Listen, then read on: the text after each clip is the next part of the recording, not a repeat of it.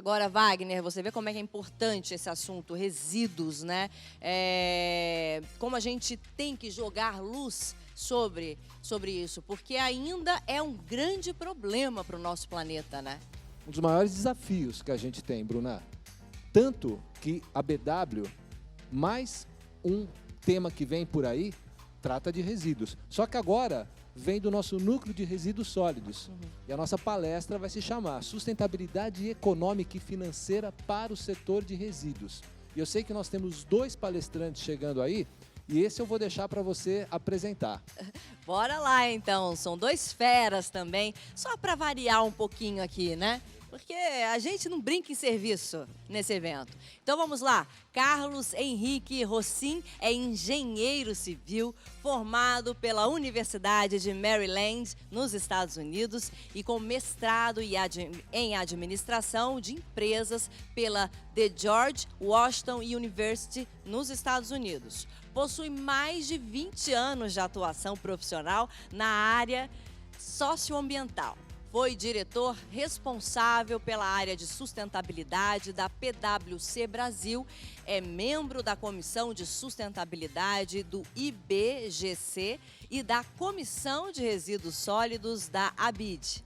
No setor de resíduos, desenvolve estudos técnicos há mais de 15 anos e atualmente é diretor de sustentabilidade do Celurb.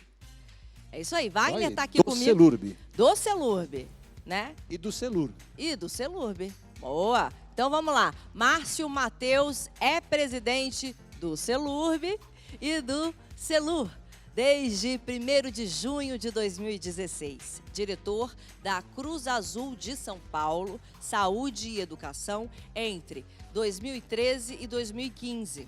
Diretor do Departamento de Limpeza Urbana, Limpurb, da Prefeitura no município de São Paulo. Que aqui, quem sabe, faz ao vivo, né, não, Wagner? É isso aí. Aqui a gente escorrega, dá uma sambada e continua. Mas não cai. Com a gente Escorrega, é assim, mas não gente. cai. Fazer ao vivo é isso aí. Então vamos embora. Onde eu parei? Parei membro do Conselho Fiscal da São Paulo Urbanismo, da CET e do Conselho de Administração da São Paulo Turismo S.A. entre 2011 e 2012. Chefe de gabinete parlamentar na Câmara dos Deputados em 2009 e 2011. Coronel da PM do Estado de São Paulo e formado pela Academia de Polícia Militar do Barro Branco em 1979. Bacharel em Direito, licenciado em Letras, especializado em Ensino e Inteligência Policial, Gestão Pública e Estratégia. Mestre e doutor em Políticas e Estratégias de Segurança Pública. Titular da cadeira Visão e Raciocínio Estratégicos e Gestão pela Qualidade dos Serviços do Centro de Aperfeiçoamento e Estudos Superiores, CAES, da Polícia Militar do Estado de São Paulo, durante o Oficialato Superior. Caramba! Que currículos! Sim, são 2 especialistas nesse tema que, com certeza, vamos trazer um conteúdo muito relevante, como você falou, como já é de praxe aqui nesses dias de atividade da BW Expo Summit e Digital 2020. É isso aí, mais um momento de aprendizado e muita reflexão por aqui. Vamos lá? Bora! É um prazer para o segmento de resíduos a participação neste evento e desde já agradecemos ao nosso colega Wagner, que sempre está presente nas nossas jornadas. Vamos trazer um assunto que é importantíssimo para o setor de resíduos. Recentemente, o Congresso Nacional aprovou o marco regulatório do saneamento básico, água, esgoto, resíduos e drenagem. O assunto importante para o nosso segmento é a sustentabilidade econômico-financeira para o setor de resíduos. Para abordar esse tema, temos o prazer de contar com a presença do presidente do Celurb, Márcio Mateus, e do diretor de sustentabilidade do CELURB, Carlos Rossim. Estejam à vontade para a manifestação dos senhores. Agradecendo a oportunidade, nós vamos hoje aqui, em nome do setor de resíduos, abordar a questão da sustentabilidade econômica e financeira desse setor. A falta de sustentabilidade econômica e financeira da atividade de resíduos no país, ela é um dos mais graves problemas existentes hoje nesse campo, no campo ambiental, que é a atividade de resíduos. A atividade de resíduos é uma atividade ambiental por natureza, né? Ela está mitigando sempre os efeitos da geração de resíduos decorrentes dessa externalidade negativa, né, na relação produção-consumo. E sem que a gente assegure a sustentabilidade dessa atividade, nós vamos continuar com problemas no campo da saúde pública e no campo da proteção ambiental. Então, nós vamos dar início à apresentação.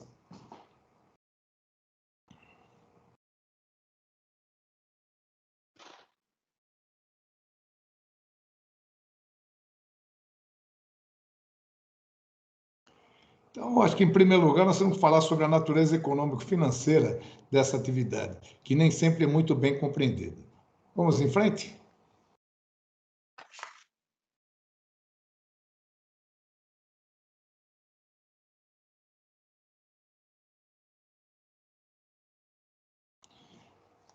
Bom, quando nós falamos em resíduos, antes de tudo, ele é matéria de ordem pública. Por quê? Porque ela atua no campo, nos aspectos da salubridade pública, da saúde pública. E onde não há saúde pública, ou a saúde pública é comprometida, você tem um estágio de intranquilidade pública. Então, nesse contexto, é justamente nesse contexto, por isso que essa matéria, pela sua importância, é de titularidade, é uma competência pública, de titularidade do município. E esses serviços, ele é um serviço de saneamento básico, tem uma componente básica, né, de proteção humana e tem uma componente básica de proteção ambiental em decorrência da disposição dos resíduos. Por isso, eles são considerados essenciais. Essenciais o quê? A vida em sociedade. As primeiras tentativas de institucionalização de uma solução para esse conjunto de cidades aqui no Brasil, né, para que haja uma linha de ação para essa atividade, um eixo comum para essa atividade, vem lá do Código de Saúde de 54, que lá no seu artigo 12 proibiu o descarte de resíduos a céu aberto, os chamados lixões, que é uma prática medieval, né? O que se faz? Pega o resíduo, tira da área urbana e leva para uma área afastada das aglomerações humanas. Ou então se despejava jusante nos rios, né, que cortavam e abasteciam as cidades. Essa era a prática medieval, sempre que se fez com resíduo. Esse resíduo ia parar em algum lugar, você jogava fora, né? Agora, com a chegada da Urban Age, o que é a Urban Age? A idade urbana, né, com o adensamento populacional, que ocorreu após o pós-guerra, né, a Segunda Grande Guerra, com os novos padrões de consumo, com a chegada da era dos recicláveis, você teve não só um aumento exponencial na produção de lixo nos centros urbanos, como também um novo tipo, né, de resíduo decorrente desse consumo. Isso começou a exigir um aumento das necessidades de proteção do meio ambiente. Que isso foi um movimento muito forte no final da década de 60. Tá? E essa consciência, essas exigências ambientais, as prefeituras não estavam preparadas para dar conta sozinhas, buscaram apoio da iniciativa privada para dar conta da tarefa. Então, você tem um serviço, uma atividade que é de titularidade dos municípios, é uma competência pública pela sua importância, e setorizada, ou seja, ela gerou um setor de atividade econômica que é parceiro, né, que é parceira dos municípios para dar conta dessa tarefa. Isso é o que ocorre mundialmente.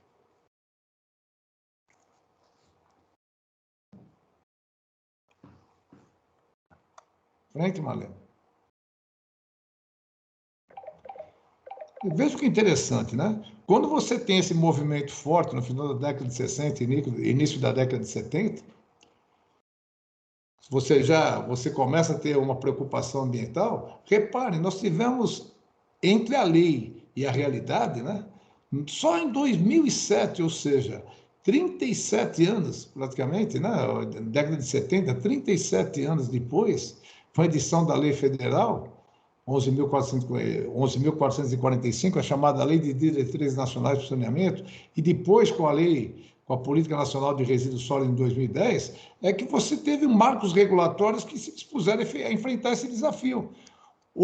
As iniciativas foram iniciativas estaduais, inicialmente, principalmente São Paulo, deu um bom impulso nisso, e depois essa implementação para todo o país, um eixo comum, né, para atuar para todo o país, em termos de, né, planejamento de sistemas de coleta, seleção, tratamento, disposição adequada dos resíduos domiciliares, comerciais e industriais. Olha o tempo, olha o delay, como o Brasil já ficou atrasado em termos de regulação dessa atividade. Mas ela veio, tá? Ela veio, foi uma legislação até bem evoluída, tá? E ela traz um conceito, então, que é a responsabilidade compartilhada entre consumidores, comerciantes, distribuidores, fabricantes, importadores e o poder público, né? Todos eles são responsáveis, têm a sua parcela de responsabilidade nessa relação produção-consumo. E no que fazer, né, com o resíduo resultante e na sua destinação.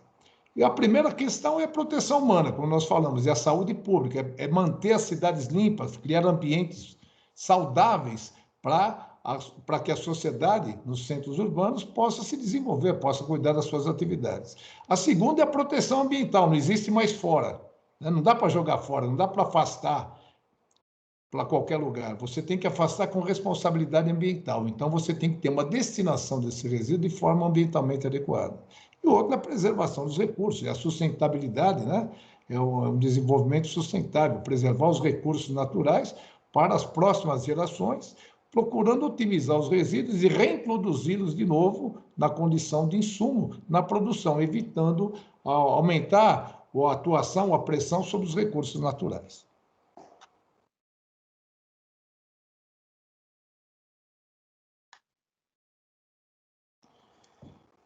Isso agora, nós vamos pegando esse contexto. Por que nós fizemos isso? Para os senhores conhecerem, por que nós fizemos esse introito? Para os senhores conhecerem, né, entenderem a sustentabilidade financeira da atividade.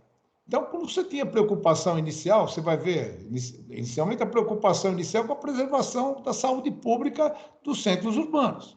Aí você faz o afastamento sem responsabilidade ambiental, joga fora.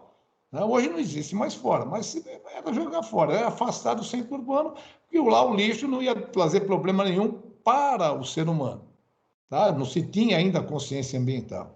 Então, esse é o conceito, saúde pública local, e a responsabilidade era coletiva. Alguém vai, olha, bom, nós temos que tirar da cidade, o lixo todos produzem, então nós vamos afastar, levamos para algum lugar, e a gente rateia isso igualmente. Era assim, esse era o custeio, normalmente no orçamento municipal. Como nós falamos com a chegada do Urban Age, adensamento populacional, a era dos descartáveis, você teve uma grande geração de resíduos, exponencial, um crescimento exponencial, resíduos que antes, né, já com maior dificuldade em termos de decomposição no tempo. Então, você precisou ter outras formas de fazer esse afastamento agora, mas com responsabilidade ambiental. Você começou a ter deslizamentos, você começou a ter quedas, por exemplo, de lixões, incêndios, explosões por causa de gases. Isso gerou um movimento, né? Isso gerou tanta assim, preocupação para a sociedade na década de 70, que foi aí que nós tivemos a criação do EPA, da própria CETESB em São Paulo. E por conta dessa poluição, da poluição que nós vivenciamos, né, com esse ciclo, com esse surto de desenvolvimento, né, e com nos centros urbanos, a OCDE, em 72, logo no início da década de 70, ela desenvolve uma concepção, um princípio chamado poluidor-pagador. Aquele que está gerando poluição, ele tem obrigação de pagar pela mitigação dos impactos ambientais da poluição que ele cria, que ele gera. Tá? Isso aqui, então, aí você começa a ter uma mudança. Antes era só um serviço de limpeza pública. Aqui você já começa a ver esse serviço como uma utility, ou seja, a exemplo de outros serviços, né? Ou seja, ele não pode mais, ele não é mais uma responsabilidade coletiva. Aí entra a responsabilidade individual do gerador. A preocupação adicional agora, além da saúde pública, é o meio ambiente. Fazer o antigo afastamento para qualquer lugar, para um afastamento para locais adequados com a responsabilidade ambiental, mitigando ao máximo, né, os impactos desse material no meio ambiente. Tá? O impacto já começou na extração do material que gerou o resíduo, e nós vamos mitigar. Então, a nossa indústria é uma indústria totalmente ambiental. Ela é uma indústria mitigadora dos impactos que a relação produção-consumo termina trazendo para o meio ambiente quando da disposição desse material. Quando esse material volta novamente, o que sobrou do consumo, volta novamente para o meio ambiente.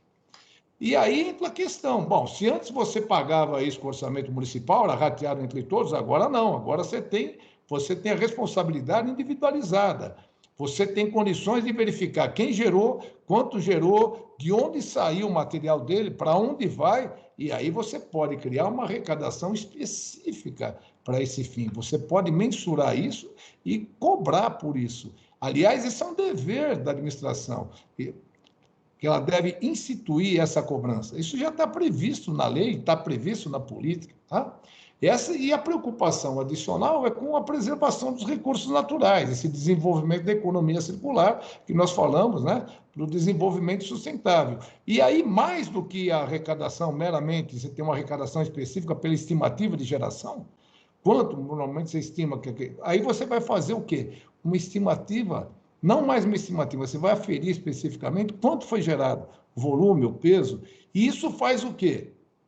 Que o gerador ele começa a se preocupar em diminuir a geração, em contribuir com a reciclagem. A responsabilidade individual, agora, ele passa a ser, tanto aqui com a arrecadação específica, ele passa a ser um cogestor. Ele entra na gestão, aí vem a gestão compartilhada.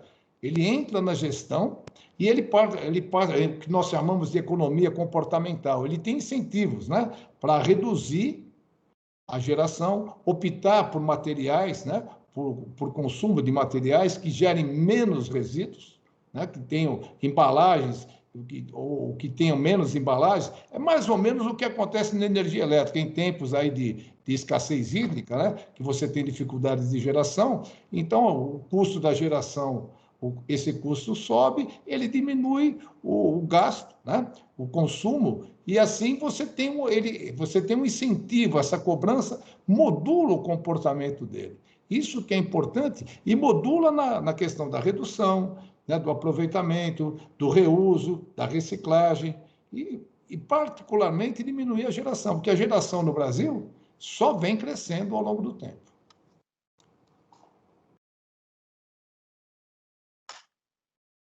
E é interessante, aqui a gente quer vamos para, né, a realidade, né?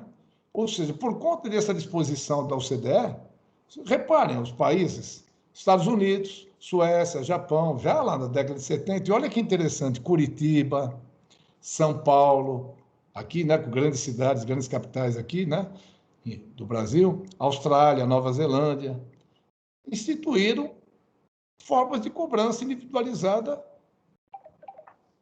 para os geradores de resíduos. São Paulo cobrava no IPTU, né, que era a taxa de limpeza pública, depois foi interrompida na gestão Pita,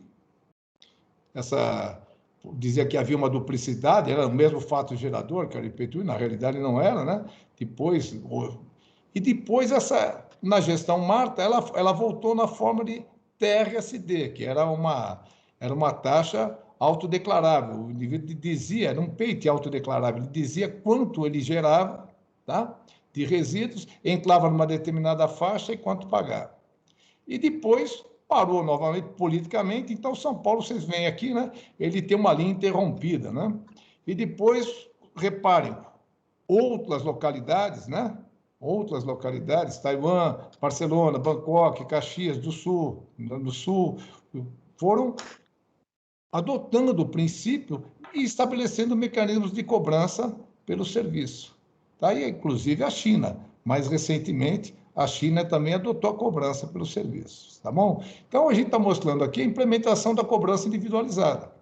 Ou seja, há um engano quando se fala que nunca se paga. Todos pagam pelo serviço de alguma forma, ainda que não seja diretamente esse valor, né, identificado no IPTU, mas o IPTU ele considera tudo isso. Então, todos pagam. O rateio ele existe, ele faz via orçamento municipal. Aqui não, agora aqui o gerador ele é cobrado individualmente, a responsabilidade individual daquele que gera, certo? É estabelecida.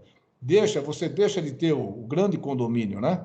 A gente falava assim, você está no condomínio, se você não tiver um relógio para ver a água de cada unidade desse condomínio, aquele que tem uma piscina, aquele que tem uma jacuzzi, vai diluir os custos, os altos custos dele, né, do consumo de água, com aquele que não consome ou muito pouco, tem meramente um chuveiro, não tem tanto consumo de água em casa, perfeito?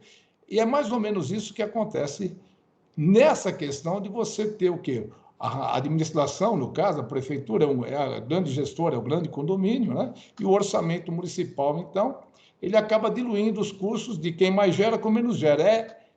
Minimamente, do ponto de vista social, ele é socialmente injusto para aqueles que têm menor poder aquisitivo, consomem menos e geram menos resíduos.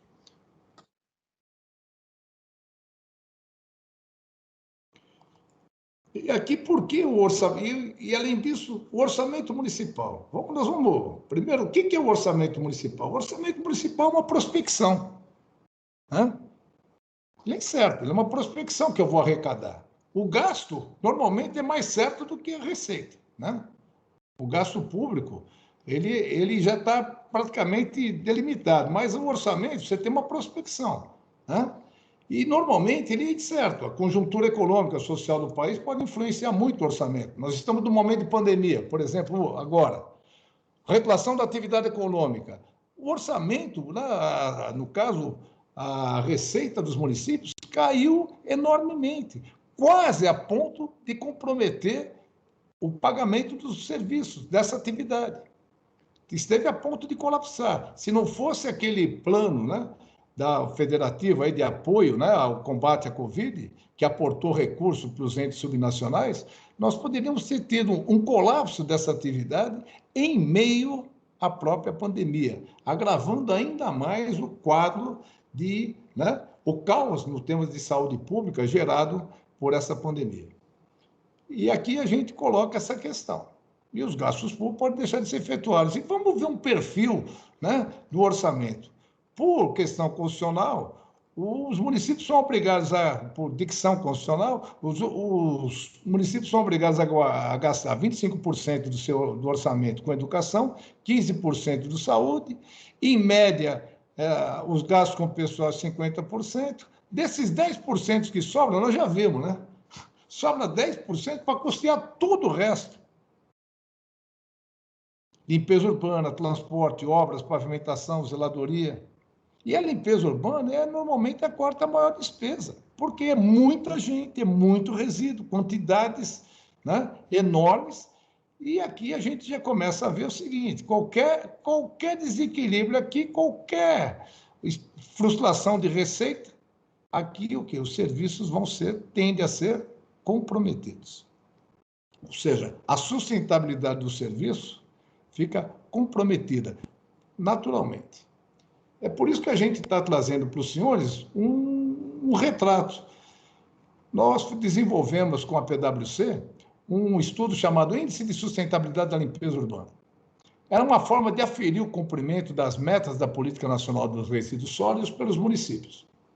E ela tem 4 dimensões. Uma arrecadação específica, quer dizer, se arrecada especificamente, fora do orçamento, para cobrir o serviço, conforme a política determina. Qual o nível de cobertura de coleta desse município?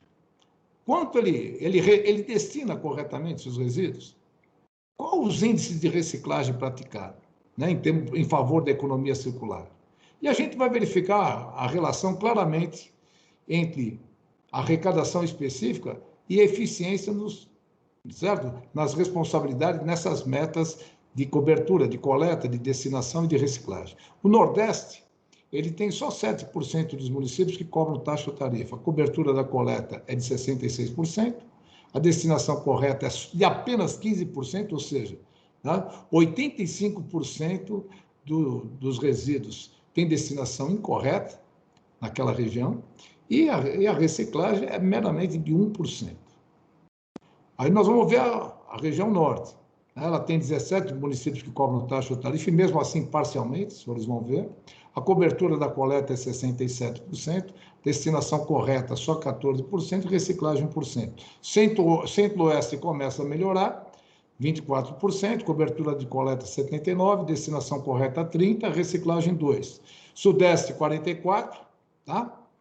Cobertura da coleta 85%, destinação correta já melhora, 59%, e reciclagem 4%. E o Sul, que tem os melhores resultados, a região Sul, ela tem 78% dos municípios, tem uma arrecadação específica, ou seja, eles cobram pelo serviço na forma de taxa ou tarifa, tem 73% de cobertura da coleta, e aqui tem que entrar uma componente, né, que boa parte ainda o setor é a atividade rural, então não é centros urbanos, e essa cobertura ela contempla toda a população do estado, tá? Ou dos estados da região. E aqui a destinação correta, vejam, 86%, e a reciclagem 8%. Então, uma relação direta. Aqueles que têm arrecadação específica, e quanto maior o nível, ou seja, que a arrecadação específica realmente recupera os custos de serviço, melhor o desempenho desses serviços, da atividade. Os senhores vão reparar que por que todo mundo na coleta tem um desempenho melhor? Porque é o seguinte, o cidadão grita, se o lixo não for retirado da porta dele, a pressão sobre o gestor, sobre a administração, é enorme, né? Daqui para frente, a parte oculta, para onde o resíduo vai, se for reciclado e tal, aqui, então, é que a gente tem as maiores distorções no sistema.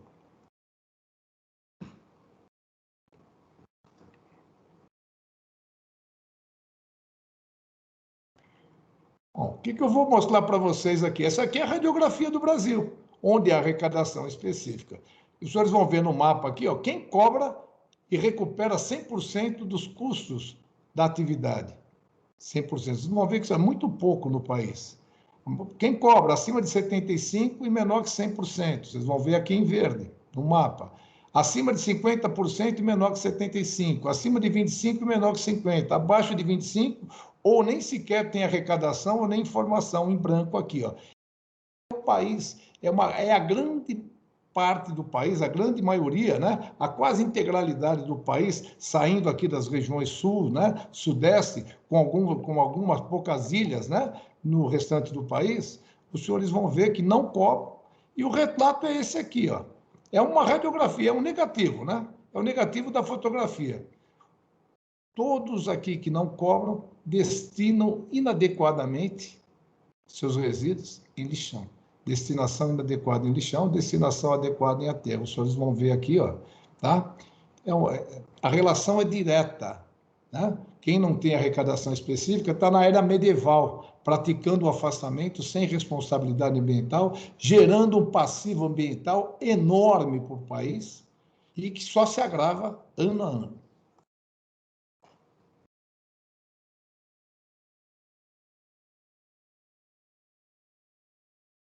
A foto aqui mostra bem, né, o que é um lixão, né?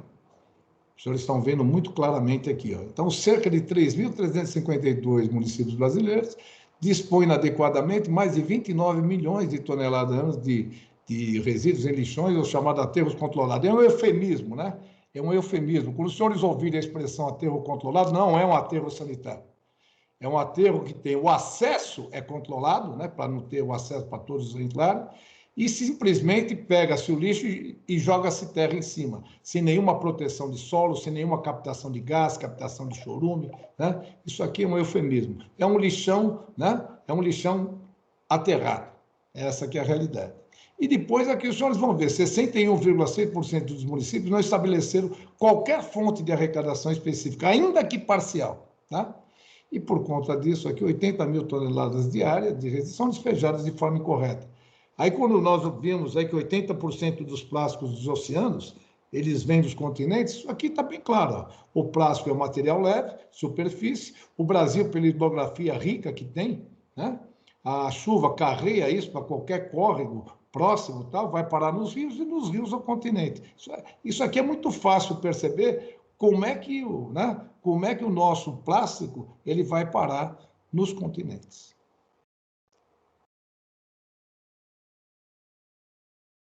E a partir de agora, então, nós vamos falar o seguinte: sustentabilidade econômica é uma equação muito clara, né? Para você ter sustentabilidade econômica em qualquer atividade, a receita tem que estar praticamente ser igual ou maior que a despesa. Senão, você vai ter problemas de sustentabilidade.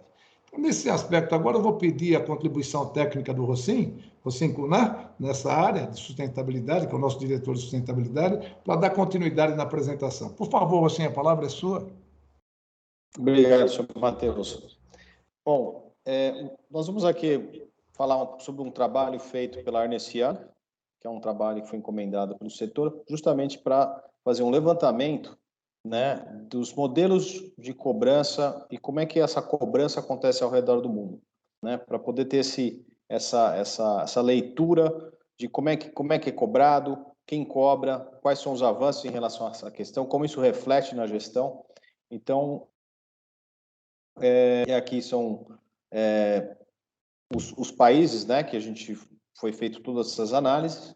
Ele trabalhou com os 5 continentes, né? Então você tem América do Norte, você tem América Central, América do Sul, na África, com a África do Sul, né, a gente foi feita uma análise naquele país. China, você tem toda a Oceania foi trabalhado, né? Então, ele foi bastante amplo e bastante importante aí para dimensionar e entender, né, aonde nós estamos dentro dessa evolução e o quanto a gente ainda tem que fazer, que a gente não fez a lição de casa, que todos esses locais fizeram lá atrás, na década de 70, que nós não fizemos e temos que fazer. Então, como é que analisa os resultados, né, desse trabalho, né? Você tem... Rossim, só lembrar, Rossim, se os senhores quiserem ter acesso a esse trabalho, aqui tem um QR Code, tá? Com o QR Code aqui, os senhores colocarem nesse QR Code, os senhores vão ter acesso ao trabalho diretamente no site do Celur, tá? Do Celur nosso. Então, o trabalho está à disposição de todos, para conhecê-lo na integridade, tá? Obrigado, Rossim. Tá bom, obrigado, senhor Matheus. Por favor, slide 13, Marlene.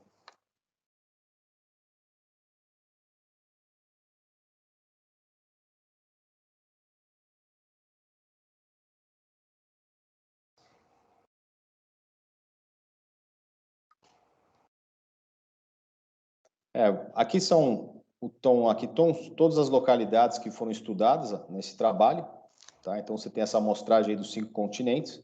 No Brasil também foi feita uma amostragem em estados aqui que estão aqui nesse mapa aqui superior, né? E a gente chegou, né? O trabalho chegou nas seguintes conclusões principais. Por favor, próximo. Essas conclusões, primeiramente, que a atividade ela é uma atividade intensa no OPEX, né? Na parte operacional, na parte de custeio, na parte de frotas, mão de obra, né? Então isso é um fato comum que foi destacado em todas as localidades. Segundo, a cobrança ela já se consolidou mundialmente, com exceção de alguns continentes como o nosso, aqui no hemisfério sul, que ainda tem bastante a avançar, como muito bem também na África e alguns outros locais, mas em grande parte do mundo isso já está consolidado, já é uma prática comum. Inclusive no estado de Santa Catarina, tem diversas cidades lá que essa cobrança já é prática já há muitos anos, né? Outro ponto também importante destacado foi a questão da economia comportamental, quanto ela influencia, né, esse estímulo econômico voltado na cobrança, como acontece com a energia elétrica, como acontece com a água, como ele também tem um efeito importantíssimo para a redução do desperdício, né? E tornar o gestor, o munícipe, um cogestor do seu próprio resíduo. E, por fim, a questão da importância de você ter uma estrutura, um arcabouço regulatório forte, né? que traga segurança jurídica para justamente as concessões e para que você tenha estabilidade para o desenvolvimento dessa atividade em toda a sua cadeia de valor. E aí no próximo slide, falar um pouco aqui, que é um aspecto importante para qualquer modelagem de cobrança, a questão de você ter certos princípios que precisam ser trabalhados, porque esses são os princípios que vão garantir que aquela atividade não apenas seja implementada, mas ela seja mantida. Então, você tem, por exemplo, você tem que ter a oferta eficiente dos serviços, né, essa questão do custo-benefício, né, isso tem que estar sempre equacionado na conta. A recuperação dos custos, ou seja, a recuperação integral daqueles custos, então você tem que, você não pode fazer uma arrecadação que só arrecada 10% do valor total da despesa, você vai ter problemas, você vai ter que voltar ao orçamento municipal, você vai ter um desgaste naquela estrutura. Você também tem que ter sustentabilidade financeira, no sentido de que você tem que atualizar aqueles valores, ele tem que ser aquele valor de custo que você tem hoje, você tem inflação, então você tem mecanismo de reequilibrar aquela cobrança ao longo do tempo, porque senão também traz desgaste. Você tem que ter viabilidade técnica na questão da instituição e a manutenção e controles dessa cobrança. Você não pode criar um sistema sofisticado ou muito caro de manutenção, né? Tem que ser um sistema simples de você gerir, né? A atividade em si de cobrar. Ele tem que ser transparente. Se observa nos países desenvolvidos que quando chega a conta na casa das pessoas, está discriminado. Quanto gastou com a disposição final adequada, quanto gastou com a reciclagem, quanto foi o subsídio da reciclagem. Então, quer dizer, está tudo descrito, né? Dentro da fatura e a pessoa acompanha aquilo lá. Ele precisa ser tem que ter proporcionalidade, ou seja, mais serviço paga mais. Ele tem que ter cuidado horizontal. E cuidado horizontal é que não importa em que localidade que você está na cidade, você vai pagar mesmo valor para aquele serviço. E você também tem um outro lado que chama equidade vertical, que aqui no Brasil é conhecido como a tarifa social, ou seja, pessoas de baixa renda, elas têm que pagar menos. E aí você faz um subsídio interno, né, que as pessoas têm condições de pagar, vão subsidiar aquelas que não têm, né, que as pessoas de baixa renda. Isso é muito importante. Isso acontece amplamente com água e esgoto aqui no Brasil, por exemplo. A questão, você tem que saber dosar também os custos, a cobrança e os valores, justamente até por essas questões de desigualdade, para você não incentivar o despejo ilegal. Então, todas isso daí, essa análise de renda, tudo isso tem que ser considerado na hora de se estabelecer a cobrança. Ela tem que ser um sistema também eficiente com relação à recuperação dos recursos naturais, ou seja, você tem que ter mecanismos para incluir os subsídios necessários para a reciclagem, por exemplo, quando a reciclagem a conta os preços não tão atrativos para o material reciclável, você conseguir subsidiá-los, então ele tem que incorporar esses conceitos lá dentro. E, por fim, ele precisa ter uma proteção do desenvolvimento local, você também tem que saber equilibrar e dosar. Não só o tipo de tecnologia que você vai usar, porque isso vai encarecer ou não o custo final da atividade, mas porque você não comprometa o teu comércio local e os negócios, né? Porque senão você também tem problemas internos na própria cidade. Então, esses daqui são princípios que precisam ser seguidos. E no próximo slide vou falar um pouco aqui sobre os modelos, né? Você tem basicamente 3 modelos, sendo que você tem 2 modelos e o terceiro seria um híbrido, né? Uma combinação desses 2 primeiros modelos. Você tem o primeiro modelo, que é o modelo de cobrança fixa, que ele é por proxy, por estimativa, né? Você faz uma estimativa do metro, por exemplo, metro quadrado da residência, ou pode ser uma proxy por energia elétrica, consumo de energia elétrica ou água, né? E dessa maneira quanto maior a casa vai se cobrar mais, ou quanto se consumir mais energia elétrica ou água vai se cobrar mais, então você tem uma proporcionalidade, você faz essa proxy e você chega nessa estimativa de quantos moradores tem naquela casa e quanto vai ser a geração. E aí, pelo total que você gerou na cidade, você faz um rateio em cima dessa proxy.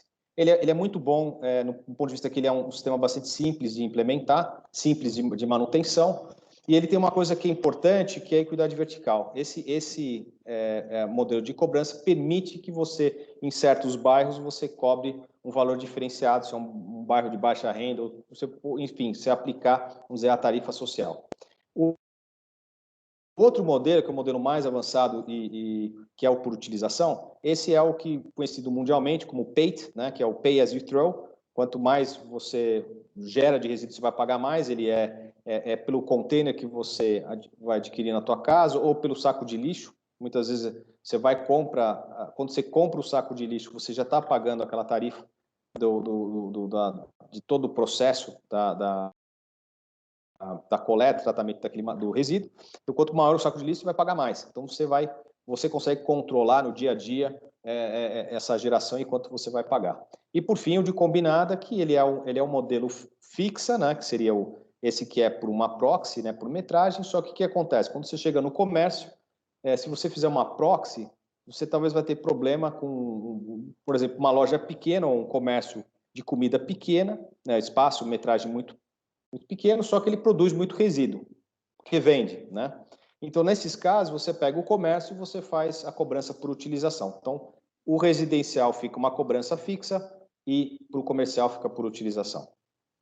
E aí chega-se aqui mostrar um quadro para vocês aqui global dos resultados, né? No próximo slide, você tem aqui os continentes, né? Você tem um processo evolutivo do continente América do Sul Central. Nós estamos ainda num processo de estruturar essa cobrança. Você tem isso em algumas localidades, você tem países na América do Sul que isso já está amplamente estruturado, mas, por exemplo, no caso do Brasil, isso, com algumas poucas exceções, você tem isso bem estruturado, como foi colocado anteriormente, por exemplo, em Santa Catarina, que você já tem concessões específicas para isso. Cobrança é uma utility tratada daquela forma naquele estado. Você tem a América do Norte, que a cobrança já acontece desde a década de 70.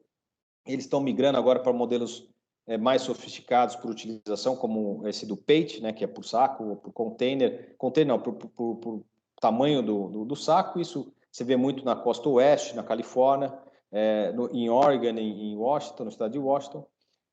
A Europa, essa forma de cobrança por utilização já é consolidada, já está especialmente nos países da Escandinávia, no norte da Europa, né, França, você tem essa posição. África do Sul, ele está mais avançado que boa parte das cidades do Brasil, né, boa parte dos estados, inclusive do Brasil. Eles já têm estruturas lá, já existe a cobrança lá, já consolidada, e eles estão avançando em outros modais. Na Ásia, você tem uma diferenciação entre a China ainda está muito no começo dessa tensão ambiental. Aí você tem na outra ponta Taiwan e Japão, que estão bastante avançados, né, com essa atividade de cobrança. E, por fim, a Oceania, que é quase uma réplica da Europa, e eles estão evoluindo aí para um formato de pagamento por utilização. Eles têm vários formatos lá. Próximo, por favor. E aí você tem uma quebra entre países desenvolvidos e países em desenvolvimento e países desenvolvidos. Basicamente, a quebra é nessas duas modalidades, fixa ou por utilização. Países em desenvolvimento, você vai encontrar mais modelagem fixa, que é mais simples, é o que se utiliza. E os países desenvolvidos, você já tem boa parte deles utilizando esse por utilização, que é o PATE, que eu comentei anteriormente. Próximo. Aí você tem, trazer alguns cases. Senhores, a gente tem aqui um case interessante para analisar. O estudo ele percorre diversos cases, aqui só tem alguns, por questões de tempo. Você tem esse case aqui de Taiwan, de Taipei, né, que eles instituíram a cobrança fixa, que era uma proxy. Eles instituíram, inclusive, era a proxy com água, né, por consumo d'água. Isso foi em 91. Essa estrutura ela se estendeu até 2000, e esse gráfico aqui demonstra no eixo vertical a quantidade gerada de resíduos. Então, observa-se que você tem uma queda de geração, né? A partir do momento que você tem a cobrança, tem uma queda de geração. Quando chegou em 2000, eles perceberam que essa cobrança fixa já não estava estimulando tanto a redução, porque, na verdade, as pessoas estavam tentando reduzir o consumo de água, porque como era uma proxy, né, ao invés de reduzir a geração de resíduos. Então, eles optaram que precisavam mudar para um outro modelo e foram para o modelo de utilização. Aí você vê que tem uma queda no próprio ano de 2000, que foi no segundo semestre de 2000, e essa queda era brutal, né, na geração, e assim ela segue até agora uma queda muito inferior, se observar, porque que era lá na década, lá em 1995, por exemplo. Caiu aí 1/3 do valor do que era gerado naquele período, só com o estímulo econômico. Próximo, por favor. Este caso aqui, talvez mais emblemático, né, no sentido de que a gente fala muito aqui da cidade de São Paulo, se a gente também poderia, como é que a gente poderia reduzir a nossa geração na cidade. E o fato é que ela já ocorreu no passado e foi justamente no momento que teve esse formato de cobrança. Observando aqui, ó, no ano de 2003, foi quando foi instituído a cobrança aqui em São Paulo, e por esse período aí, 2003, 2004, 2005, tinha a cobrança individualizada, você tem uma redução, você vê aí como ele já tem uma queda inicial. O problema foi que essa cobrança foi interrompida, né? E aí você infelizmente volta a perder você perde esse estímulo com a população e o crescimento da geração continua crescendo e crescendo até mais do que era antes, né? Ou seja, se nós tivéssemos mantido essas estruturas de cobrança, provavelmente não só essa redução que está em azul, a gente poderia reduzir ainda mais, porque isso é um processo cultural, comportamental, melhor, que você estrutura quando a pessoa se percebe como cogestora, né? Bom, o outro case aqui é a cidade de Bangkok, né, na Tailândia, e o interessante do case de Bangkok é que ele é muito parecido ao modelo que foi utilizado lá com o de São Paulo, que também era por faixa, né, eram faixas, né, que eram autodeclarados, que o modelo de São Paulo era um processo de autodeclaração, aqui também. Só que o que aconteceu aqui no caso aqui de Bangkok? O fato é que Bangkok é uma das cidades com o maior índice de desigualdade no mundo. No índice Gini ele é 0,9, praticamente é 1. Ou seja, você tem pessoas muito ricas e pessoas muito pobres. E aí quando você cria um sistema de cobrança por utilização, com esse modelo PATE, nesse caso de autodeclaração de faixa como um imposto de renda, você vai estimar o quanto você vai gerar e é isso que você vai declarar. E você tem uma fiscalização, obviamente, para ver se você não está, como acontece no imposto de renda. Só que o que acontece? As faixas menores, né, as faixas mais baixas de valor, é onde você estabelece o mínimo para as pessoas de baixa renda conseguirem entrar no sistema.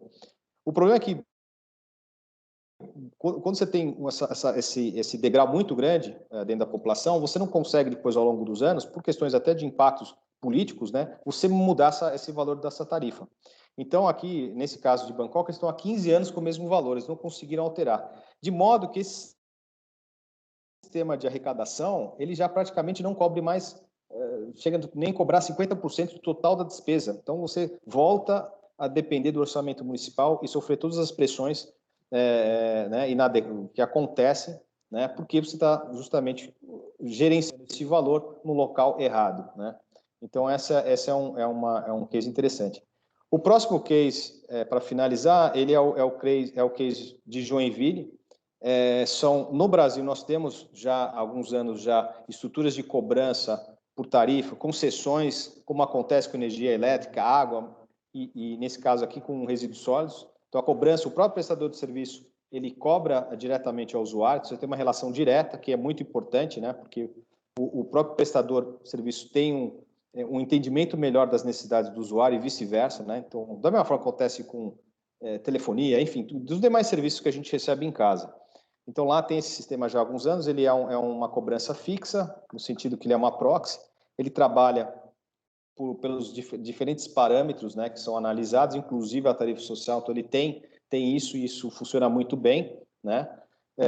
E esse modelo é tão bem sucedido na região, tanto o êxito na região, que você já tem 8 municípios ao redor lá de Joinville que já estão com essa modelagem também, né? Você tem Balneário de Camboriú, você tem Blumenau, você tem Itapema, enfim, você tem 8 municípios que já estão evoluindo e provavelmente isso vai se estender para outras cidades no estado. Dentro do SLU, que é do índice, o estado de Santa Catarina é o estado que tem os melhores resultados em reciclagem, destinação ambientalmente adequada, enfim. Isso demonstra como, se você adequar a sua gestão econômico-financeira da atividade, você vai ter resultados na gestão. E, por fim, aqui, mostrando um diagrama com todas as cidades plotadas, né, que foram analisadas no estudo, fica muito nítido essa relação entre qual modelo escolher se você tem um alto desenvolvimento humano no teu país, ou se você tem uma grande desigualdade no teu país. No eixo vertical desse diagrama, você vai analisar essa diferenciação, e no eixo horizontal você também observa isso. Próximo, por favor, Marlene. Então está aqui o diagrama, você vê aqui, ó, no eixo vertical você tem aqui o índice de desenvolvimento humano, o eixo horizontal, o índice Gini, que é o de desigualdade, e você vê que todos os países aqui no canto superior direito são os países desenvolvidos, vamos dizer aí. Austrália, Nova Zelândia, Japão, Suécia, estão todos ali. E aí você vê que os estados, os países, né, em desenvolvimento, eles estão aqui mais para baixo, porque tem um grau de desigualdade maior, superior, e optam pela estrutura fixa que permite a tarifa social. E assim mantém, e não entra num problema que Bangkok teve. Você vê que Bangkok está aqui no canto esquerdo aqui do diagrama, e ele era para ser, provavelmente um fixo seria mais adequado, com tarifa social, ele optou por um PATE e teve essas dificuldades. Tá bom? Obrigado.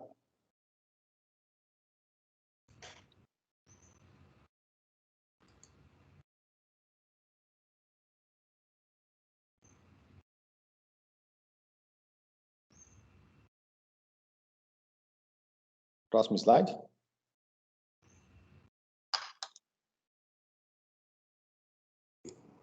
Quando a gente fala, se permitir, eu vou assim, a gente vai falar agora um pouquinho dessa questão da prestação regionalizada, tá? É assim, né? Quando você precisa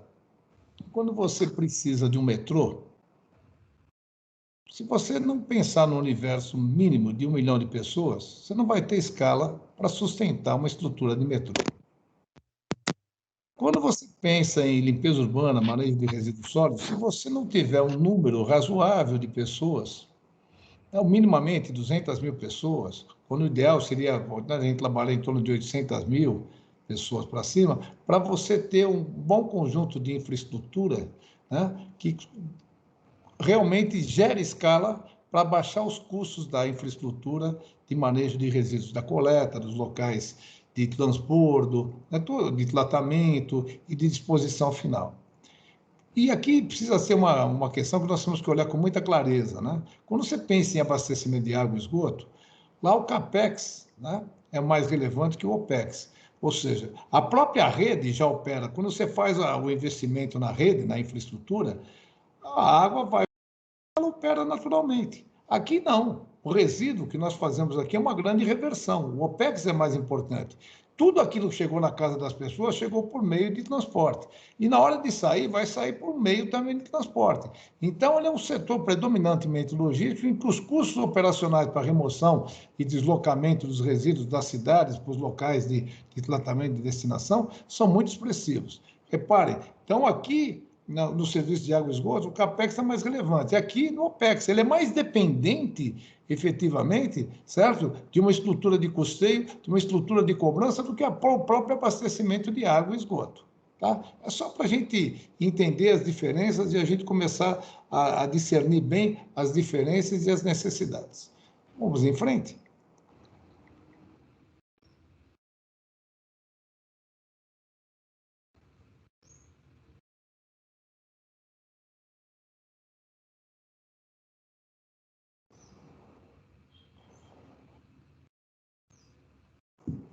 Bom, já que nós estamos falando de natureza distinta, né, seria importante a gente entender um pouquinho também, quando a gente fala de escala, né?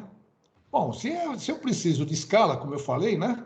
Olha, aqui, quando você fala em abastecimento de água e esgoto, normalmente você tem uma geografia estática, né? Você tem uma organização territorial baseada na bacia hidrográfica. Você tem a bacia hidrográfica, você faz a captação, faz o tratamento, a distribuição, tá? E depois, na hora do esgoto, ele volta, ou ele é tratado e retorna para essa bacia. Então, toda a organização, ela está baseada o quê? Na bacia hidrográfica, uma geografia estática. E aqui, você tem uma outra dinâmica, né? Você tem na limpeza urbana.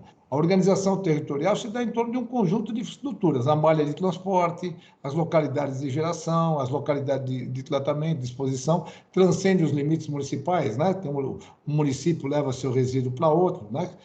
E aqui você tem o que a gente chama o quê? De região. Você tem vários municípios compartilhando uma solução. Para quê? Para gerar escala. A maioria dos municípios brasileiros tem menos de 50 mil habitantes. Para você ter uma escala razoável, você teria que juntar, mínima, aliás, você teria que juntar 4 municípios de 50 mil. O ideal era você juntar, no caso aí, 20, né? 15, 18, para você ter uma escala que justifique uma infraestrutura adequada com um custo melhor em razão dos ganhos de escala. Por favor. E vamos olhar aqui, ó, que cada indústria tem a sua escala, né? Aqui a água e esgoto tem a sua escala para sustentar esse sistema, e resíduos tem a dele. E aqui nós temos que entender que a escala para o nosso setor, ele é o quê? Distância versus volume. Se você pegar os países de dimensão continental, o Brasil, Estados Unidos, né, você tem o quê?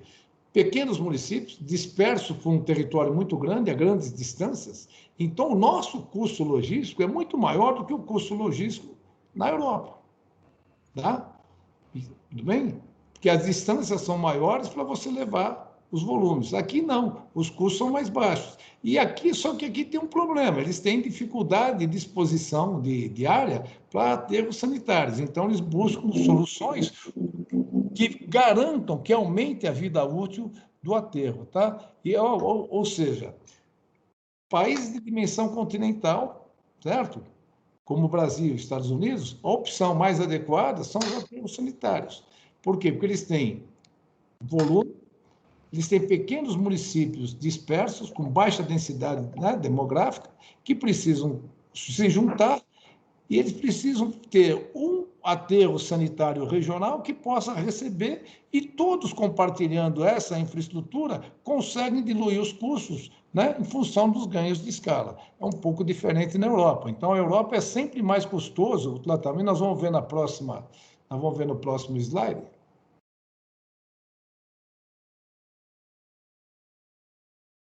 Tá?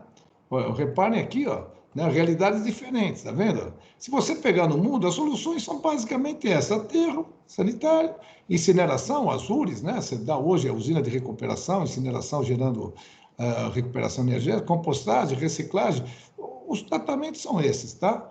E aí, quando você olha os Estados Unidos, olha, repara, eles chegam aos mesmos índices, em média, mas por caminhos diferentes, de acordo com a sua realidade. Densidade populacional baixa, grande distância, logística mais cara. Aterro sanitário regional, ele possibilita a economia de escala e muitas possibilidades de fonte de energia, pouca viabilidade para incineração. Nível de compostagem baixa devido ao alto custo, fracionamento da logística. E o nível de reciclagem fica por volta de 30%. Na Europa, densidade populacional alta, baixa disponibilidade, terra mais cara. Terra mais cara, aterro sanitário mais caro. Poucas opções de geração de energia, então a incineração reduz volume e gera energia. A opção vem por aí, em função da realidade.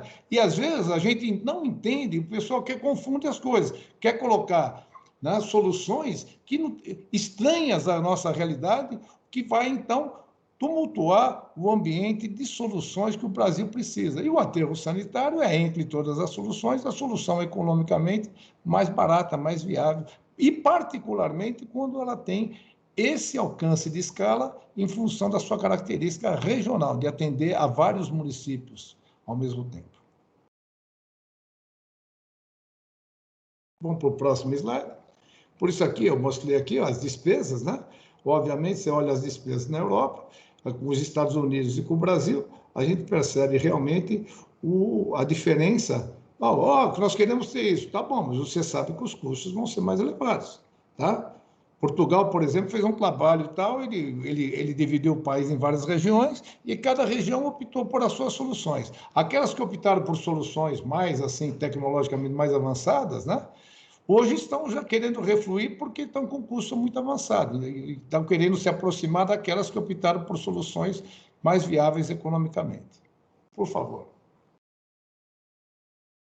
Próximo slide. Tá? E olha como os Estados Unidos é interessante, ó, um desafio continental. Um país de dimensão continental para o Brasil, como o Brasil, é esse aqui. Ó. Os Estados Unidos tem 19.800 municípios. Tá?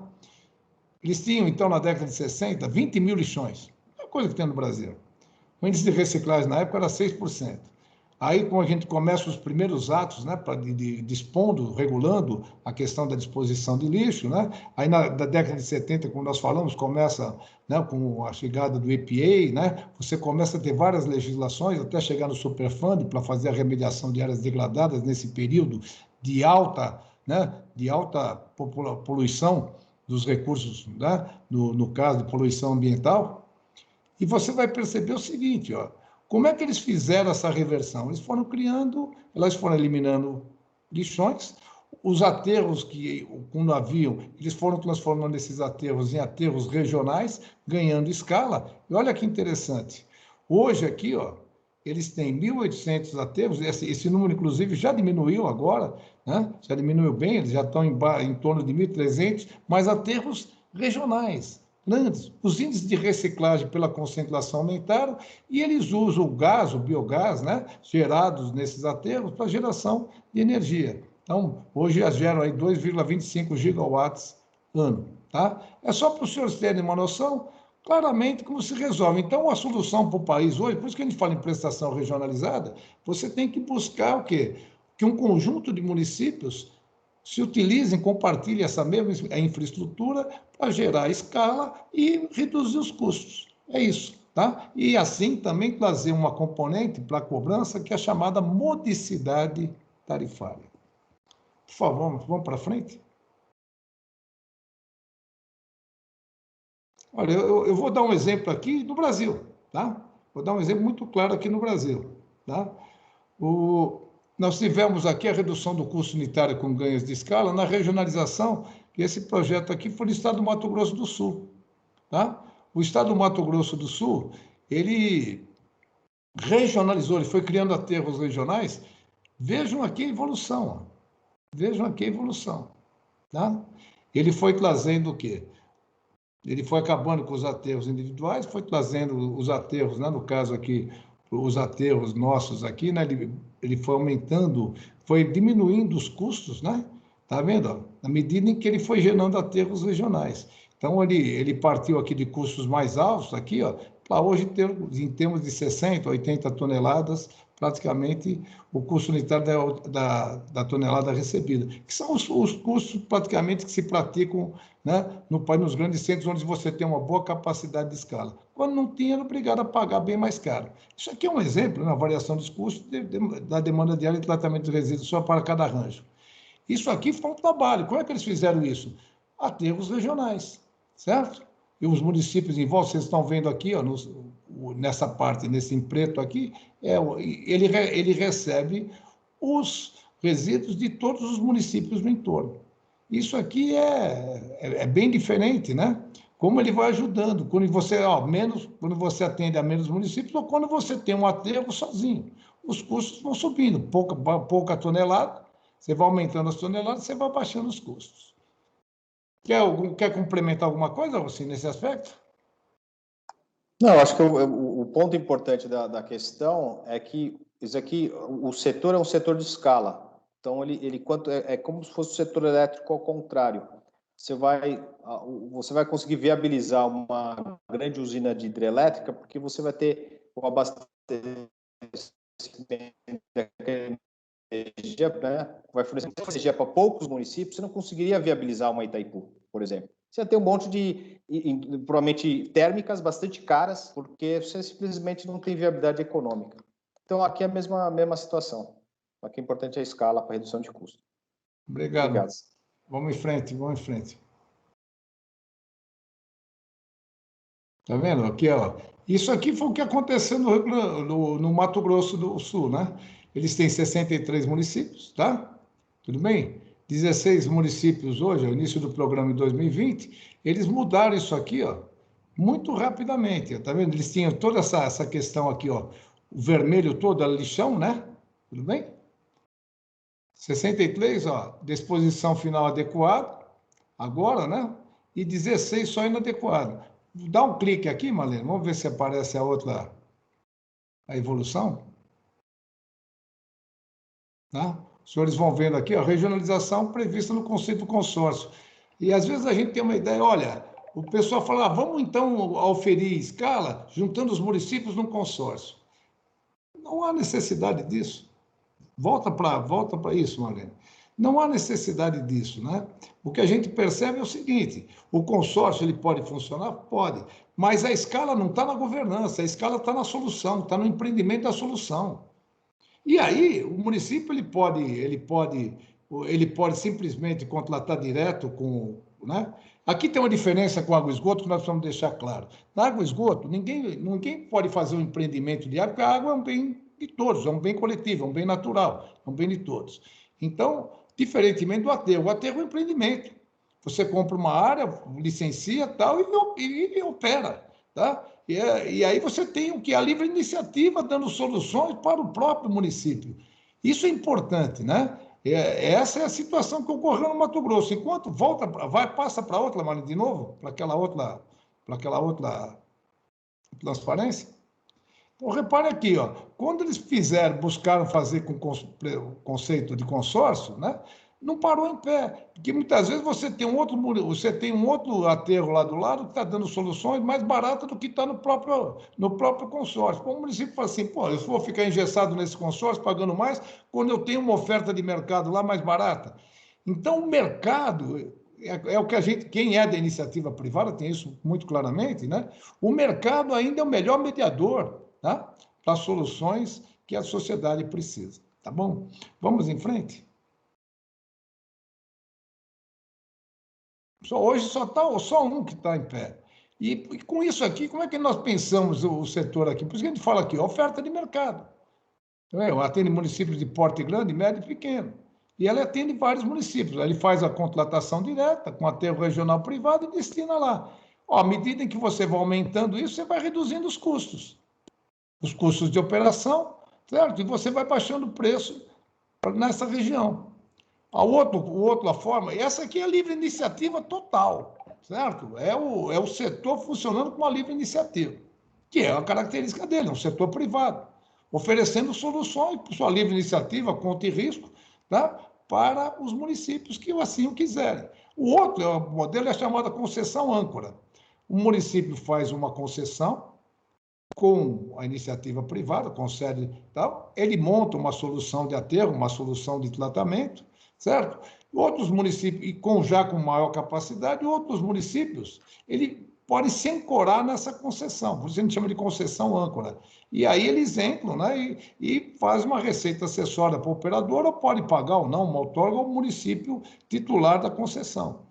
Essa é uma solução que tem dado muito certo. E o outro é o consórcio. Então, normalmente a gente está pensando solução só em nível de consórcio. Não é a governança que cria escala. O que cria escala é a solução, é o empreendimento. E a partir daí você faz os arranjos, né, para essa solução. Por exemplo, nós temos consórcios que funcionam muito bem e que servem, inclusive, de âncora para outros municípios que estão fora do próprio consórcio, da solução que ele acertou. E aqui está bem claro. Então, o mapa fala por si, ele é autoexplicativo, né? Mas nós queremos mostrar isso aqui muito claramente para os senhores em termos de modelagem. Isso aqui é importante para quê? Para que a gente crie modicidade tarifária, né? Melhore a relação custo-benefício, né? Em favor da população, em favor do próprio poluidor, do gerador poluidor, tá? Então, você melhora os custos, você tem ofertas. Por isso que eu falo, o mercado aqui, ele atende muito claramente. Nós temos aqui em São Paulo, por um aterro privado, que atende hoje 16 municípios da região metropolitana aqui, né, de São Paulo. Tá? E, inclusive, e alguns municípios fora também. Temos municípios aqui perto, aqui na divisa com Guarulhos, temos um aterro aqui em Guarulhos, que recebe de vários municípios. Aí o pessoal fala, a viagem é a relação. Se a questão logística estiver equacionada, o custo está equacionado. A escala e logística estiver equacionada. Por exemplo, nós temos um exemplo lá de Boston, né, nos Estados Unidos, que ele manda em Utah. O Utah fornece carvão para Boston, quando o trem volta, ele volta com resíduo com o aterro em Utah. Aí está equacionado.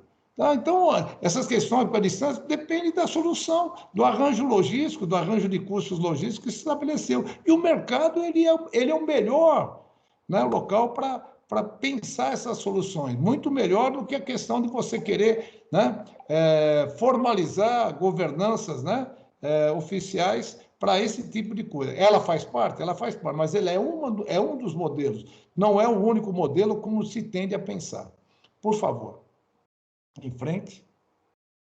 E aqui a gente vai falar do novo marco do saneamento, né? Como o Luiz, logo na sua introdução, falou. O que traz o novo marco legal do saneamento, então? E aí a gente agradece o entendimento, né, a maturidade dos nossos legisladores, que eles perceberam o seguinte, como nós mostramos aqui, sem sustentabilidade econômica assegurada, a remuneração do serviço na forma de taxa ou tarifa, você não vai erradicar lixão nenhum, você vai continuar desde 54, nós corremos o risco de passar um século mantendo os lixões impactando aí, gerando a maior fonte de poluição do planeta, gerando o maior passivo ambiental do mundo, tá? E aqui, então, o que se criou? Se criou uma prorrogação condicionada. Os municípios que ganham um pouquinho mais de prazo, se ele estruturar uma tarifa, uma taxa, criar uma medida estruturante para gerar uma solução efetiva. Senão, ele vai continuar o quê? Ele não tem dinheiro, ele não se associa a outros, ele não cobra pelo serviço. O que vai sobrar para ele? Continuar fazendo afastamento, sem responsabilidade ambiental, porque ele não tem dinheiro para fazer outra coisa. É jogar o lixo fora. E o meio ambiente, né? Infelizmente, e as futuras gerações é que vão ser penalizadas. A modelagem de terceirização por meio de licitação e contrato de concessão é isso. Eles entenderam a natureza da utilidade. Tem que fazer a concessão dos serviços, como é água e esgoto. E a pessoa cobra, paga pelo que usa, certo? Ou paga na forma de proxy, como foi bem colocado pelo Rossim, ou paga por aquilo que utiliza, por aquilo que demanda. E uma agência reguladora para criar, né, para estabelecer as normas de referência. Hoje nós temos no país mais de 60 agências reguladoras. Se você não tiver um eixo, né, federal para isso, cada um vai falar uma linguagem, você tem uma Babel, você perde todos os esforços, cada um com uma visão, com o seu entendimento, com a sua visão de mundo. Por isso que a agência reguladora, e aí a Ana é muito bem-vinda, ao agregar nas suas competências a competência de regular o saneamento básico, além da questão da água. Perfeito? Vamos em frente?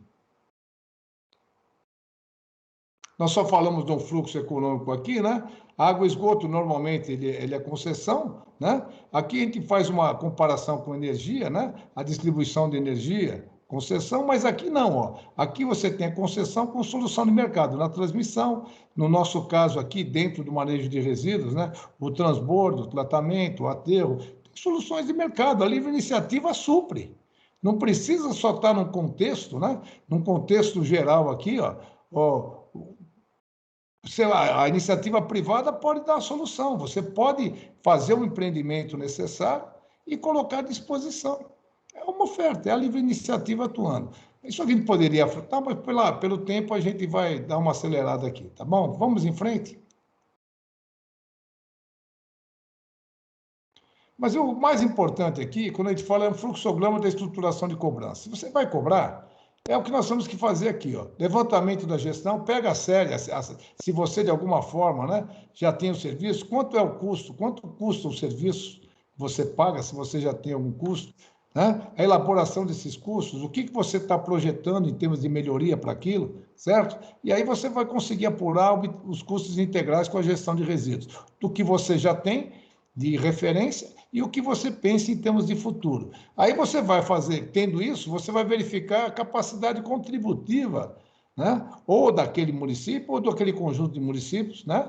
Para ver, então, se dá para você como ratear esse custo aqui. E aí você vai desenvolver a metodologia fixa por proxy, né? A validação da receita e o custo, para que você possa fazer o equacionamento dos custos com a capacidade contributiva, definir qual a melhor metodologia, né? E a validação da receita custo. E aqui você vai ter que criação de leis, decretos, arcabouço jurídico para viabilizar e fazer o trabalho efetivo, né? Criar uma conta específica para recebimento e fazer o trabalho real, né? Com o poder legislativo, com os órgãos de controle, para que você tenha o quê? Uma convergência em torno disso. Não é um trabalho muito simples, a priori, mas ele tem que ser desenvolvido. E hoje nós temos o quê? Um grande impulso que é o novo marco regulatório. Assim, os municípios passam a ter receita para custear os serviços, né, de RSU. É isso que se busca para acabar com essas distorções todas que nós mostramos para os senhores aqui ao longo da apresentação. Por favor.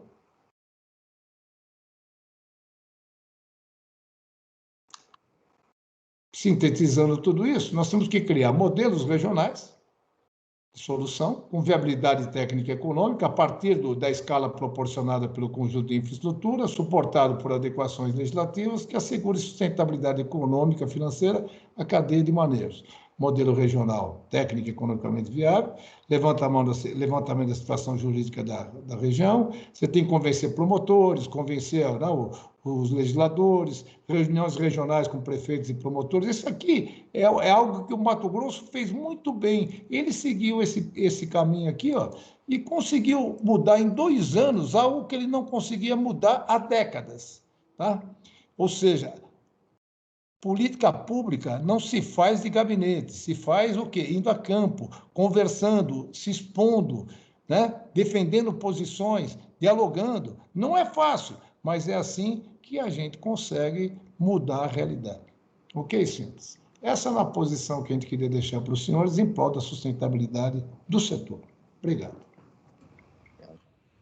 Nós queremos agradecer ao presidente Márcio Mateus, do CELURB, e também ao diretor de sustentabilidade, o Carlos Rossi.